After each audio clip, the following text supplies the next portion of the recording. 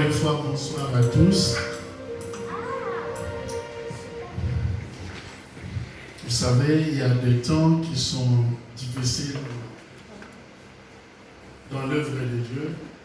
Prêcher la bonne nouvelle, c'est bien. Ça nous transporte comme pasteur, mais les circonstances de prêcher la bonne nouvelle nous brisent. On a peur de heurter les sensibilités comme dans les moments que nous traversons. Une famille qui pleure, qui souffre, et puis il faut parler.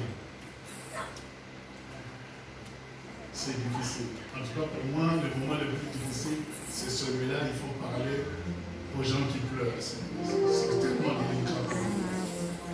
Mais j'aimerais partager avec vous deux textes. J'en ai lu plusieurs. Le premier, nous l'avons lu tout à l'heure. Heureux ceux qui pleurent, car ils seront consolés.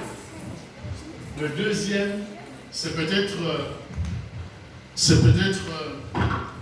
pour moi, mais pendant que j'ai pensé à vous, ce texte d'Ésaïe 40, le verset 1 me revenait. Consolez, consolez mon peuple. Et puis, il y a ce troisième texte. Nous avons pratiqué une fois, peut-être ce soir, et j'aimerais que ça soit, durant toute votre vie, une pratique, une coutume, des habitudes. C'est 2 Corinthiens, le chapitre 1er et le 3e verset. Béni soit Dieu, le Père de notre Seigneur Jésus-Christ, le Père plein de compassion, le Dieu de tout réconfort. Il nous réconforte dans toutes nos détresses, afin que nous puissions réconforter ceux qui se trouvent dans la détresse, grâce à l'encouragement que nous recevons nous-mêmes de la part de Dieu. Ensuite, un autre texte. Or qu'il est agréable, qu'il est doux pour des frères de demeurer ensemble. C'est comme l'huile précieuse versée sur la tête qui descend sur la barbe d'Aaron, sur le col de ses vêtements. C'est comme la rosée de l'Hermon qui descend sur les hauteurs de Sion. En effet, c'est là que l'Éternel envoie la bénédiction, la vie pour l'éternité. Heureux ceux qui pleurent. Pleurer. Les amis qui me connaissent savent que je pleure souvent. Pleurer, c'est un langage du corps. Quand les mots Malova émontés n'arrivent plus à exprimer ce que l'être le plus profond de soi n'arrive plus à décrire. C'est-à-dire que nous pouvons pleurer de joie et pleurer de tristesse. Il arrive de moments qu'on est débordé de joie, le mot nous manque, et puis ce sont des larmes chaudes qui expriment notre joie. Si heureux ceux qui pleurent, ils seront consolés, donc on parle des pleurs de souffrance. Maintenant, quand quelqu'un souffre, est-ce qu'il y a lieu d'être heureux? C'est comme une contradiction dans cette parole. Après l'avoir médité une centaine de fois, j'ai commencé à retirer le bienfait de cette parole. Mais dans le temps, je trouvais que c'était stupide. Et puis je dis, mais comment quelqu'un qui souffre, qui pleure, peut être heureux? Et puis qui aurait dit ces paroles?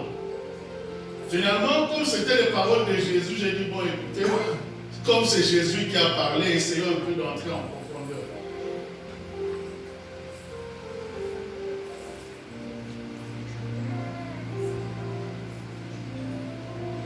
beaucoup de gens qui doutent de Dieu, leur doute s'exprime souvent quand ils souffrent. Si Dieu existait, pourquoi tant de mal? Et les gens se rendent compte comme si Dieu était indifférent de la douleur des gens. Non. Dieu n'est pas indifférent à la douleur.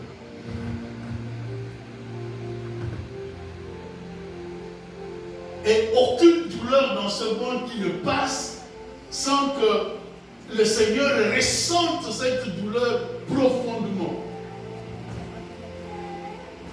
Je me souviens quand vous lisez la parole de Dieu, Paul qui persécute les chrétiens, et quand Dieu rencontre Paul, le Seigneur dit, pourquoi tu me persécutes? Paul dit, mais Jésus, je t'ai rencontré, quand est-ce que moi je t'ai persécuté? À chaque fois il y avait du mal chez les chrétiens, je le ressentais. Ah.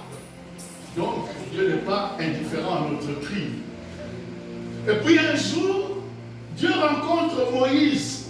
Moïse, un homme de 80 ans, qui habite chez ses beaux-parents, qui n'a rien, un homme intelligent, cultivé, mais dont les beaux-parents nourrissent son corps. Donc, plus de 80 ans. Et puis, à un moment donné, il a entendu parler de Dieu dans sa jeunesse. Il dit, je vais un peu chercher Dieu parce qu'il faudrait quand même que ma situation change. Et puis, quand il va rencontrer Dieu, Dieu va lui dire, tu sais, Moïse, j'ai aussi des problèmes, moi. Quel est ton problème, Dieu? Moi, j'ai bien pour mes problèmes. J'habite chez mes beaux-parents. J'ai fait des enfants chez mes beaux-parents. J'ai pas de maison, j'ai rien. Et puis Dieu lui dit, mais moi aussi j'ai des problèmes. Tu sais, moi j'ai un peuple qui est en Égypte. Et il crie depuis trop longtemps. Il souffre depuis très longtemps. J'ai entendu le cri de ce peuple. J'ai entendu la souffrance de ce peuple. Je suis descendu. Mais il n'y a personne qui peut collaborer avec moi. Simplement pour vous dire que la souffrance du Seigneur, votre souffrance interpelle, intéresse le Seigneur. Et s'il y a le salut, c'est tout justement parce que Dieu veut nous tirer du danger. Le salut qu'on sauve qu'une personne qui est dans la souffrance. C'est pourquoi il y a le salut. C'est pourquoi Dieu a envoyé son Fils. Pour que quiconque croit en lui ne périsse pas, ne reste pas dans la souffrance, pour qu'il ait la vie éternelle. Mais malheureusement, quand on parle de la vie éternelle, on pense que c'est une vie sans fin seulement. À quoi servirait une vie sans fin si elle est jalonnée, jauncée de souffrance? Or, la vie éternelle, c'est aussi une qualité de vie où il n'y a pas de pleurs, où il n'y a pas de tristesse, où il y a du shalom, c'est-à-dire une paix, une prospérité dans tous les aspects possibles de la vie. Tel est le salut que le Seigneur nous réserve. Heureux ceux qui pleurent. Maintenant, Paul, qui nous dit le texte d'un Corinthien, il dit aux gens de Corinthe qu'ils doivent louer le Seigneur, faire des éloges, bénir Dieu, faire des éloges, dire du bien de Dieu dans leur souffrance. On aurait dit, ben Paul, tu nous dis d'entrer en louange parce que toi-même, est-ce que toi, quand tu souffrais, tu louais? Et quand on lit l'expérience de Paul, par exemple, quand il est emprisonné en Europe, donc à Philippe, battu, sanguinolent, mais qu'est-ce que Paul et Silas vont faire? Ils vont se mettre à louer le Seigneur. Et nous voyons dans l'Ancien Testament que ceux qui pleuraient avaient l'habitude de faire leur deuil dans la présence de Dieu. David a pleuré son fils dans la présence de Dieu. Le texte de Job nous montre que Job a pleuré dans la présence de Dieu. Heureux ceux qui pleurent, car ils seront consolés. Paul va dire qu'on va bénir Dieu le Père de Jésus-Christ. Le Père de toute consolation, le Père de miséricorde. Quand j'étais à l'école, nous avions un cours qu'on appelle apologétique. Ça veut dire défendre ta foi chrétienne. Alors, un monsieur est venu bousculer la foi des dames. Elle a dit, vous les femmes, pourquoi vous croyez en Dieu? Un, il n'y a pas d'apôtre femme. Deux, il n'y avait pas de disciples femmes. Mais pourquoi vous vous acharnez sur Jésus? Et puis, les dames qui étaient là, d'ailleurs, on s'interdit de prêcher. Et puis, le monsieur, il met une montagne d'obstacles pour que les femmes abandonnent leur foi. Et puis, plusieurs dames qui étaient avec nous à l'école étaient ébranlées. Il y en a une qui est venue qui a dit, ah, j'aurais bien voulu abandonner Jésus, mais quand j'ai lu l'évangile, je n'ai jamais rencontré un homme qui a tant respecté les femmes. Rien que pour le respect qu'il avait pour les femmes, ça me donne encore la joie de le suivre. Et même de faire comme la dame qui a essuyé ses pieds avec du parfum. Paul nous invite à faire des éloges au Dieu de Jésus-Christ, le Père de Jésus-Christ. Vous allez circuler dans toutes les religions. Dieu est montré comme un gendarme, un soldat, quelqu'un qui cherche des fautes. Il est tellement éloigné de nous que, au moindre chose, il sera là pour frapper. Parce qu'il doit sanctionner. Il y a un jugement. Et puis quand vous sortez de l'auditoire, vous avez peur. Vous avez des doutes. Vous n'arrivez plus à vivre. Parce qu'à l'intérieur de vous, votre conscience vous ébranle. Parce que vous vous rendez bien compte qu'à l'intérieur de vous, vous n'êtes pas bon. À côté de votre bonté se trouve un caractère peut-être corrompu que vous n'arrivez pas à changer. Mais alors, si Dieu a ce caractère, comment on va finir? Donc nous sommes bons pour l'enfer. Mais là, Paul est en train de nous montrer un Dieu de compassion, un Dieu de consolation, un Dieu de miséricorde.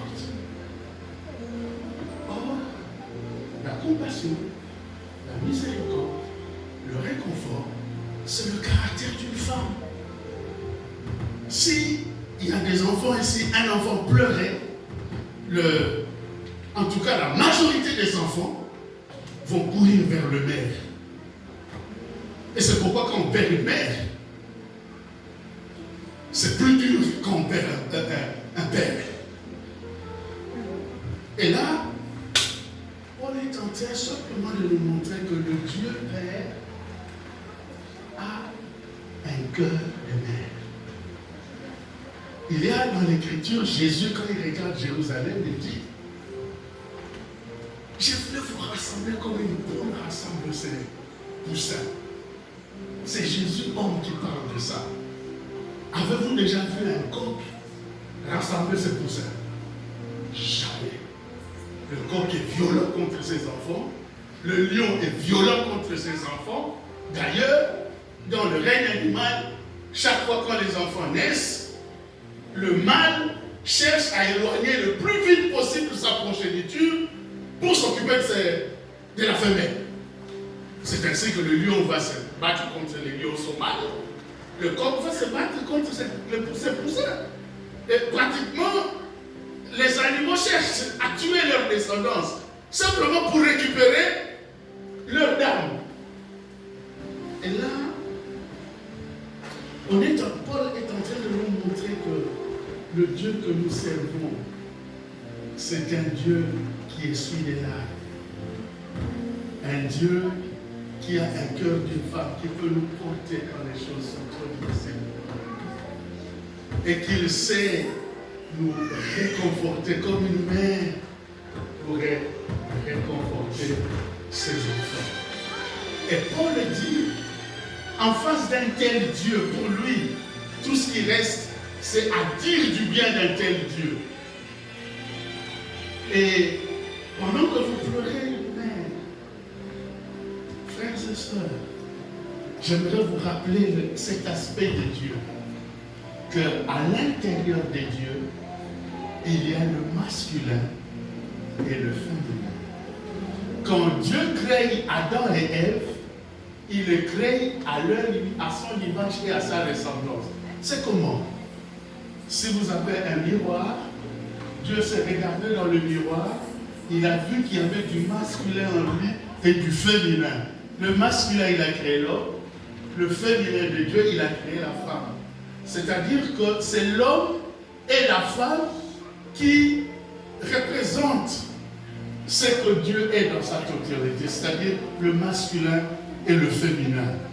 Et quand nous pleurons, Dieu s'arrête, il se comporte comme une mère, il essuie les larmes. Ah, quand il m'arrive de lire l'histoire de David et Bathsheba, David est tombé dans le péché. Il a fait un bébé avec la femme de son général qu'il a tué même. Et puis finalement, quand ce bébé meurt, David va dans la présence de Dieu, il jeûne, et puis le bébé meurt, il va dans la présence de Dieu, il prie, il loue le Seigneur, il vient manger. Et qu'est-ce qui va se passer quelque temps après? Dieu redonne à David un bébé. Et ce bébé va s'appeler Salomon. Et Salomon en hébreu veut dire consolation. Ça veut dire que c'est Dieu qui blesse. Il est capable de consoler. Et il console. D'ailleurs, le premier texte, quand nous avons parlé de la consolation, Dieu dit, consolez mon peuple. C'est un ordre pour les prophètes en Israël d'apporter la consolation au peuple de Dieu. C'est ma responsabilité de pasteur de vous consoler. Alléluia. Et c'est ce Dieu-là que nous voulons vous présenter. Un Dieu qui a le cœur d'une mère. Un Dieu au cœur de mère. Imaginez, il y a des versets qui me bouleversent dans la Bible. Il y en a un qui me dépasse toujours. C'est 1 Jean 1, le chapitre 1. On dit, si vous péchez, il est juste et fidèle pour vous pardonner. Ah non. Si vous confessez vos péchés, il est juste et fidèle de vous pardonner. Non. Donc Dieu va me dire, si je dis que j'ai péché et que je lui demande pardon, il est juste et fidèle pour me pardonner. Mais non. Normalement, si moi j'ai péché, d'après ce que ma conscience me dit, le salaire du péché, c'est la sanction. Et puis, je retrouve dans la Bible, Dieu qui me dit, si il m'arrivait de tomber de péché, que je pouvais lui dire que je péchais. Et ça, je l'ai rencontré ça quand j'avais moins de 5 ans. Et quand je faisais des bêtises, et que je revenais devant mes parents, et mes parents me demandaient, est-ce que tu as mangé quelque chose au frigo, ou alors est-ce que tu as fait du mal? Et puis, si je reconnais devant mes parents, et j'ai tout de suite réalisé qu'on ne me tapait pas ou qu'on ne m'engueulait pas. Oui, je le fais. Et je commence à pleurer. Et la plupart du temps, je me retrouvais dans les bras de ma maman en train de recevoir une tendresse et une douceur. Tel est ton Dieu. Il a un cœur de mère. Il est plein de compassion, de miséricorde. Il y a des versets qui me choquent. Quand j'ai lu Ésaïe 55, l'Écriture me dit que ce Dieu-là ne se lasse pas de pardonner. Oh non, il ne se fatigue pas de pardonner. C'est dur pardonner. Et puis je suis en face d'un Dieu qui ne se fatigue pas de pardonner. Pardonner, c'est difficile. Mais maintenant, rencontrer quelqu'un qui, la persévérance dans le pardon, ne l'a jamais fatigué. Jusqu'à 21 ans, j'avais des difficultés à croire en Dieu. Jusqu'à 25 ans, je ne croyais pas en Dieu, mais j'étais cartésien. Et puis j'ai fait beaucoup de bêtises. Et quelqu'un m'a dit que Dieu pardonnait. Alors chaque fois que je dormais, je réfléchissais, non, mais c'est bêtise. Non, mais comment on peut pardonner? Non, mais un type comme moi, mais comment on peut pardonner?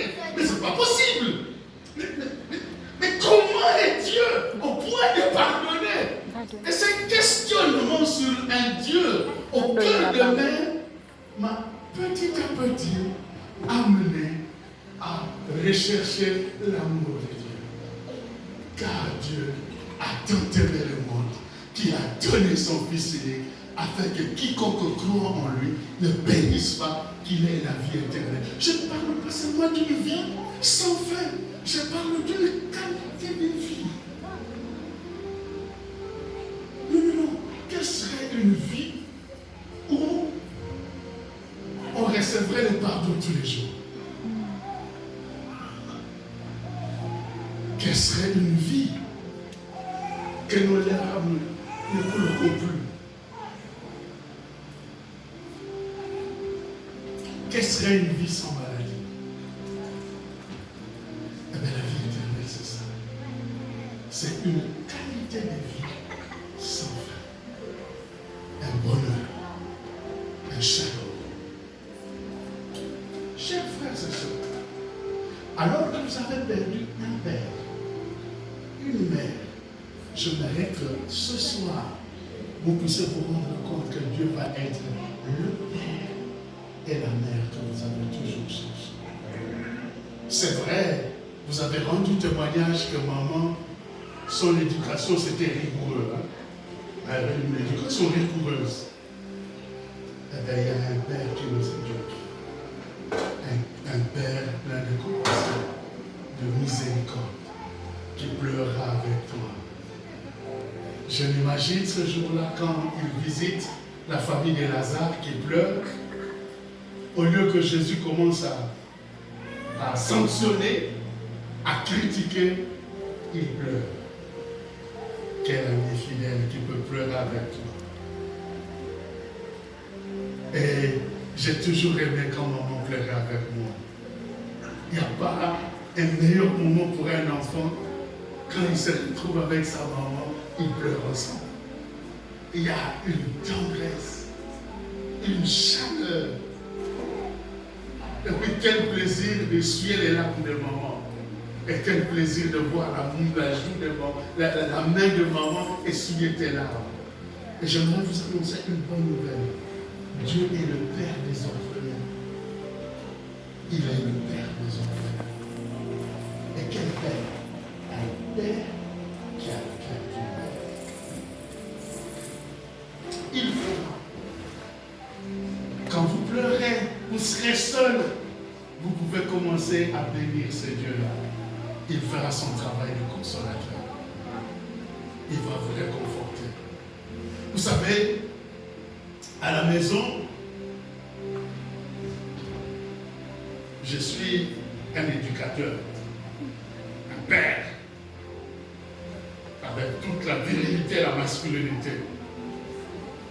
Et quand je donne des orientations, j'aimerais tellement que ma femme épouse ma philosophie. Celui qui veut la médaille doit la mériter. Un enfant, ça bosse. Il faut que tu apprennes toute cette rigueur. Et puis, nous pouvons être ensemble dans la chambre, dans le cocon du couple, à parler d'un enfant. Et puis quand nous sortons, on a fait des décisions ensemble. Et quand on sort, moi je prends l'attitude du chef de la famille pour orienter.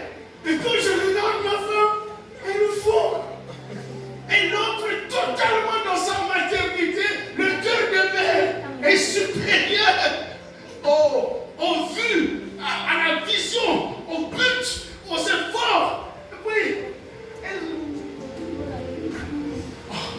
Mais comment? Ça ne change pas. Sinon, elle ne pourrait pas être une mère. Et pour que les enfants puissent croître, ils ont besoin d'un amour maternel. Même toi, tu as besoin d'un amour maternel. Et j'ai vu des grands gaillards qui pleuraient. Maman, mais il a 60 ans, général. Maman, mais c'est lui qui est le costaud. Maman, à ton âge. Et le jour que maman est décédée, il y a 10 ans, moi aussi je commence à pleurer. Maman, je dis, oh, mais comment? J'ai 45 ans, mon Dieu. Maman, mais comment? Ah oui. Maman est rentrée dans ça. Mais Dieu prend soin d'être votre mère d'éternité en éternité. Parce qu'il est le Père au cœur de mère. Maintenant,